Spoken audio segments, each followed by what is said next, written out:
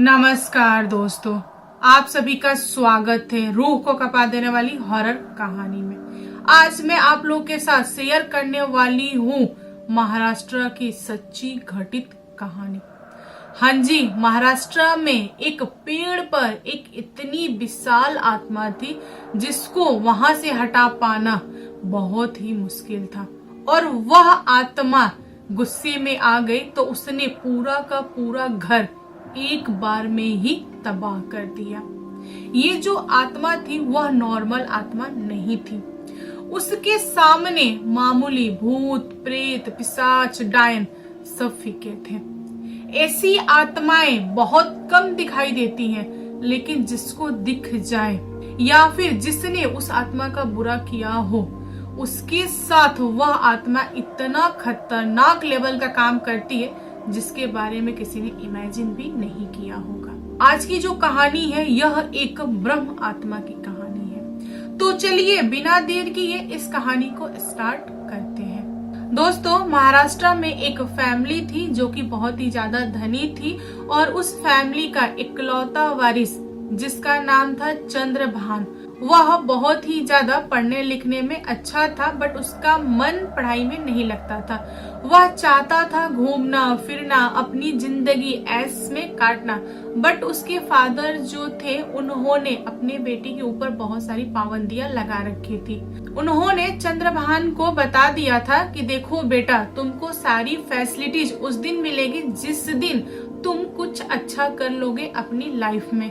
चंद्रभान ने अपने पिता को जवाब दिया और बोला कि मुझे कुछ करने की क्या जरूरत है, हमारे पास बहुत ज्यादा प्रॉपर्टी है, मैं अपनी लाइफ एंजॉय कर लेता हूँ क्योंकि अभी मैं यंग हूँ और आगे चल के मैं आपका बिजनेस ज्वाइन कर लूंगा, मुझे कुछ अलग करने की क्या जरूरत है।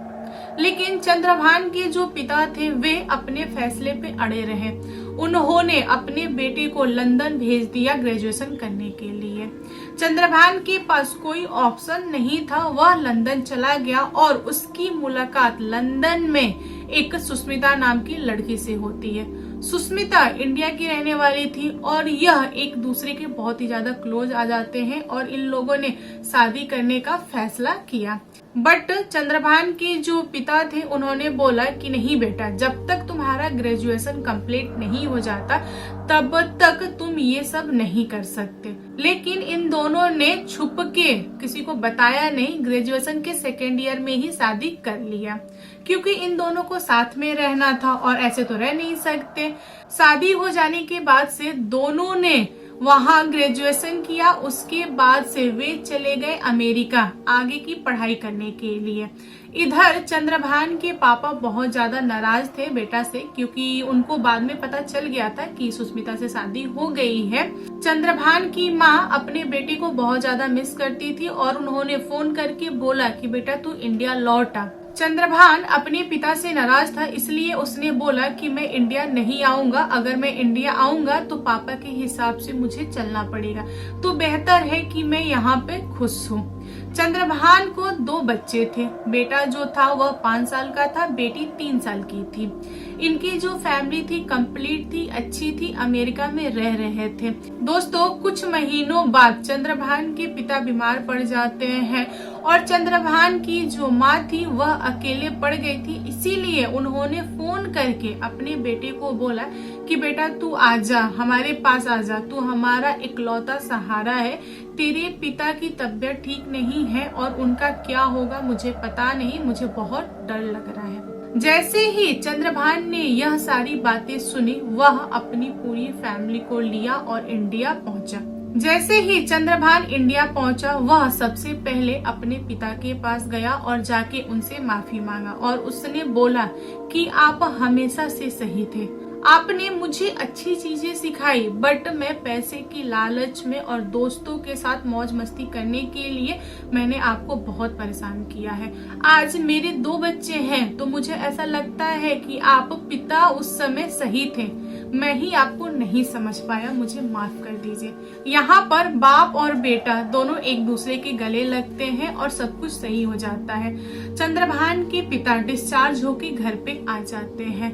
फिर उन्होंने अपनी घर की सारी चीजें चंद्रभान को सौंप दी, अपना बिजनेस भी दे दिया और बोला कि बेटा तुझे अमेरिका जाके रहने की जरूरत नहीं है, बुढ़ापे में मैं तेरे बच्चों के साथ रहना चाहता हूँ, तो बेहतर होगा कि तू मेरा बिजनेस संभाल ले। चंद्रभान के पास कोई ऑप्शन नहीं था, वह अमेरिका नहीं जाना चाहता था अपनी फैमिली को छोड़ के, इसीलिए उसने डिसाइड किया कि वह अपने फादर का बिजनेस ज्वाइन करेगा। अगले दिन से चंद्रभान ऑफिस जाना स्टार्ट कर दिया। उसने अपने फादर के सारे प्रोजेक्ट देखे। प्रोजेक्ट तो काफी अच्छा था, बट वह उनमें और कुछ ऐड करना चाहता था। तो उसने विचार किया कि मैं एक बहुत बड़ा सोसाइटी बनाऊंगा जिसमें क्लब होगा, गार्डन होगा, फुटबॉल खेलने के लिए बहुत बड़ा गार्डन होगा, स्पेस होगा, हॉस्पिटल होगा, बैंक होगा, मॉल होगा, सारी चीजें एक ही जगह पे होंगी और वह अपार्टमेंट अच्छे प्राइस में बिकेगी। चंद्रभान अपने प्रोजेक्ट का ख्वाब देखा, उसको सब कुछ हकीकत नजर आ रहा था। उसने जमीनें भी खरीदी अपने प्रोजेक्ट को कंप्लीट करने के लिए, बनाने के लिए। सब कुछ सही चल रहा था। उसने बहुत बड़ी बड़ी बिल्डिंगें बनाई आने वाले सालों में, क्लब हाउस बनाया, सब कुछ बनाया। आखिर में चलकर 2 बिल्डिंग्स बच गई थी उसके प्रोजेक्ट का, जो कि बना नहीं था। उसने विचार किया कि उन बिल्डिंग्स को भी बना देते हैं, जिस तरह से ये सारे अपार्टमेंट बिके हैं उस टाइप से वो भी बिक जाएगी और उसको प्रॉफिट काफी ज्यादा अच्छा हो रहा था। चंद्रभान को थोड़े ही समय में बहुत सारे लोग जानने लगे थे, क्योंकि उसने बहुत ज्यादा मेहनत किया था और उसका सेल वगैरह भी अच्छा चल रहा था, हो रहा था।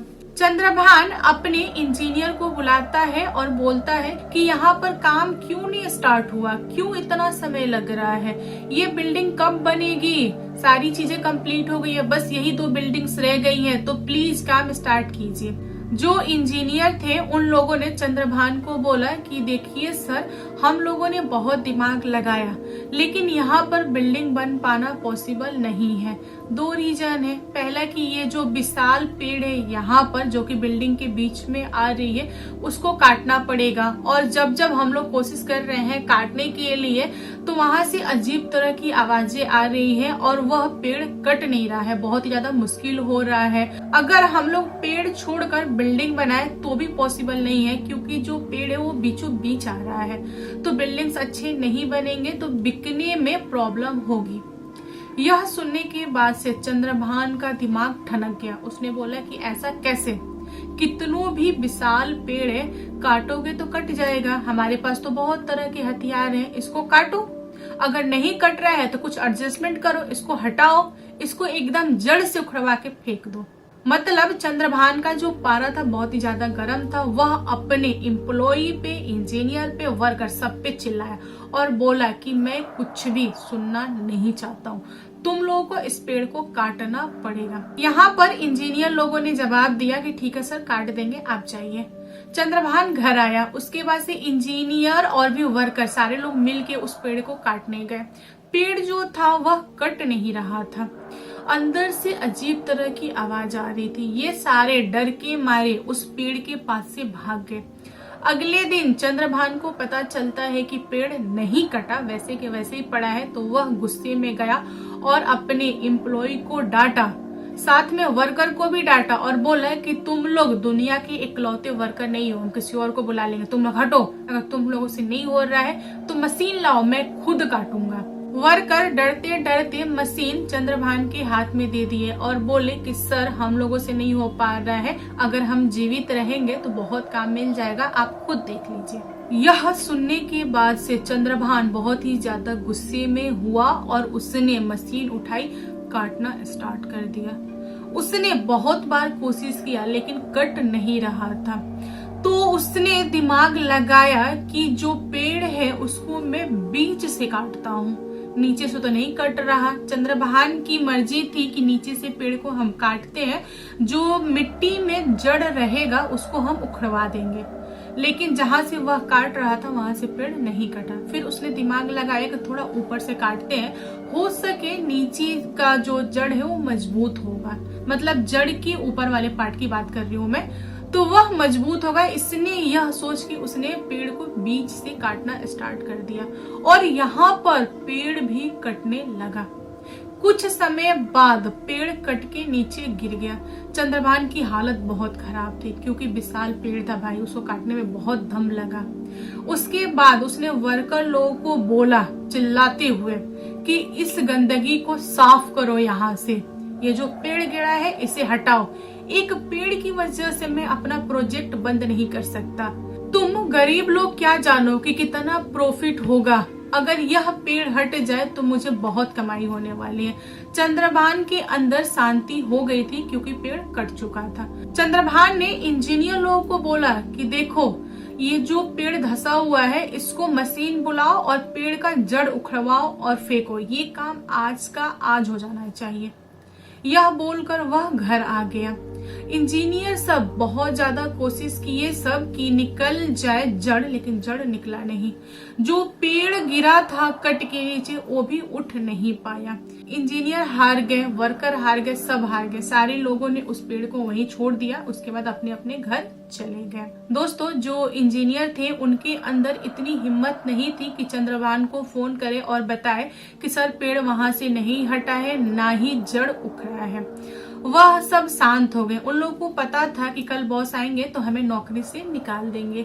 सारे लोग टेंशन में थे, जो वर्कर थे वे सब भी टेंशन में थे, इंजीनियर टेंशन में थे। इधर चंद्रभान रात में खाना वाना खाया और वह पेड़ के बारे में सोच रहा था कि कैसे एक पेड़ की वजह से इतनी प्रॉब्लम हुई, कैसे एम्प्लॉई वर्कर इंजीनियर झूठ बोल रहे थे कि पेड़ नहीं कट रहा है, अकेले मैंने उस पेड़ को काटा, कैसे मुझसे कट गया उनसे नहीं कटा। वे सारे ड्रामा कर रहे थे, सारे के सारे झूठे हैं, किसी एक को भी मैं काम पे नहीं रखूंगा, इन सबको हटाऊंगा, नई भर्ती करूंगा। यह सोचते सोचते चंद्रभान सो गया। अगली सुबह चंद्रभान को उसकी माँ की चीख सुनाई दी। वह भागता हुआ अपने माँ के कमरे में पहुंचा तो उसने पाया कि उसके जो पिता थे वह अब इस दुनिया में नहीं है। चंद्रभान के पिता के साथ बहुत बड़ा हादसा हुआ था। उसने तुरंत पुलिस को फोन किया, पुलिस घर पे आई, छानबीन वगैरह स्टार्ट हुई तो पुलिस को एक हथियार मिला जिससे चंद्रभान के पिता का सर अलग धड़ अलग हुआ था और वह हथियार वहीं पे पड़ा था। पुलिस अपने तरफ से इंक्वायरी कर रही थी लेकिन कुछ भी हाथ नहीं लगा। दोस्तों जिस दिन चंद्रभान के पिता के साथ यह हादसा हुआ था उस दिन चंद्रभान ऑफिस नहीं गया। वह बहुत ही ज्यादा गुस्से में था। वह सोच रहा था कि जिस इंसान ने किया है वह एक बार मेरे हाथ लग जाए, मैं उसका क्या करूंगा मुझे खुद नहीं पता। पूरा दिन कटा, रात हुई, रात में सारे लोग सोने के लिए चले गए। फिर अगली सुबह जब चंद्रभान सो के उठा तो वह सबसे पहले अपनी माँ को देखना चाहता था। वह अपनी माँ के पास गया तो उसने पाया कि जैसे उसके पिता का सर अलग धड़ अलग था वैसे ही उसकी माँ का सर अलग धड़ अलग और हथियार वहीं पे रखा हुआ है। उसने तुरंत फोन किया पुलिस को और पुलिस पे चिल्लाया और बोला कि आप लोग क्या कर रहे हैं, कौन है जो ये सारी चीजें कर रहा है। यहाँ पर पुलिस और चंद्रभान दोनों को समझ में नहीं आ रहा था कि आखिर कौन ऐसा कर रहा है। उन लोगों ने कैमरा भी चेक किया लेकिन कोई दिखाई नहीं दिया। चंद्रभान अपने माता और पिता को 2 दिन के अंदर खो दिया था। फिर वह अपनी फैमिली के साथ एक कमरे में बंद हो गया। रात में वह जगा रहा, वह सोच रहा था कि ऐसा कौन कर रहा है, क्यों कर रहा है, मेरी तो किसी से दुश्मनी भी नहीं है। यह सोचते सोचते वह सोफा पे सो गया और उसकी वाइफ और दोनों बच्चे बेड पे सोए हुए थे।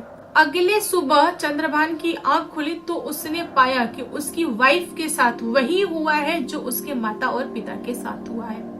यहाँ पर वह चिल्लाने लगा, एकदम पागलों जैसी हरकतें करने लगा, अपने दोनों बच्चों को सीने से लगाया और वह रूम छोड़ के भागा। इस घटना के बाद से उसने पुलिस को घर पे बुलाया और बोला कि हम सारे एक कमरे में थे, मैं काफी टाइम तक जगा रहा, मैंने किसी को आते जाते नहीं देखा, कैमरे में भी कोई दिखाई नहीं दे रहा है।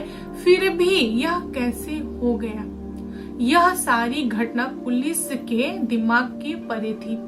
पुलिस वालों ने बोला कि देखिए, आप एक काम कीजिए, आप तुरंत इस घर को चेंज कर दीजिए, आप दूसरे घर में चले जाइए, वहां पर हम 2-4 गार्ड छोड़ देते हैं जो कि देखरेख करेगा आप सभी का, और हम इन सारी चीजों की इंक्वायरी कर रहे हैं कि आखिर कौन कर रहा है। यहाँ पर चंद्रभान को यह आइडिया अच्छा लगा।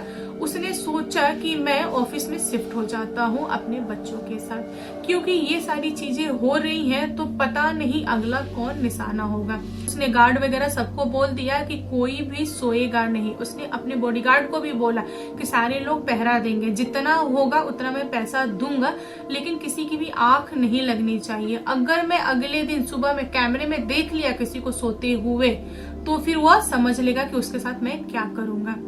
चंद्रभान अपने बच्चों को सोफा पे सुलाकर खुद चेयर पे बैठा रहा। चंद्रभान बहुत ज्यादा डर चुका था। उसको बहुत डर लग रहा था कि अगला कौन शिकार होगा, कौन कर रहा है ऐसा, मेरा तो कोई भी दुश्मन नहीं है।